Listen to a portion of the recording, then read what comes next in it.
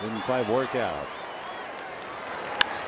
High fly ball to right center. Let's see. It will be Barnes. Tagging is Gordon. No play. However, is Puig, and he is out at third. No run. Adrian Gonzalez arguing for a moment with the plate umpire, but Newhart said no run.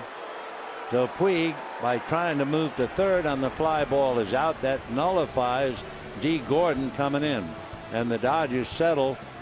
And now Mattingly is going to come out and appeal, and Newhart explaining.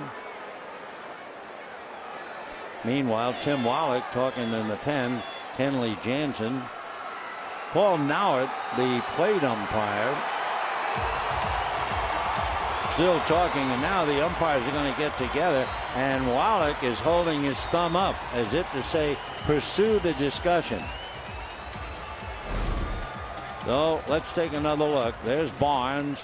Here comes Gordon. The throw to third. Gordon is on the plate. Puig is just about to be tagged. Finally. So it looks like Gordon scored before the out, but that's the umpire's decision, and we'll wait that. Awfully close. Gordon in the air. Not sure if the tag had already been applied. Tough call. Newhart at third, where the play is, and we'll wait and see. So we do know that Uribe hit a fly ball to right field, and we'll wait and see whether one run is scored on Crawford or two runs, and it's either 6-2 or 7-2. Puig thrown out at third for sure, but the question is, what about Gordon? Nice throw too by Brandon Barnes to third base.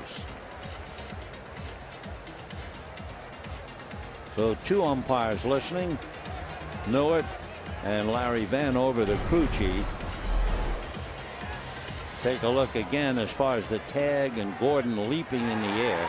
You can't see the tag there. That's the problem, really. And obviously the Dodgers have lost.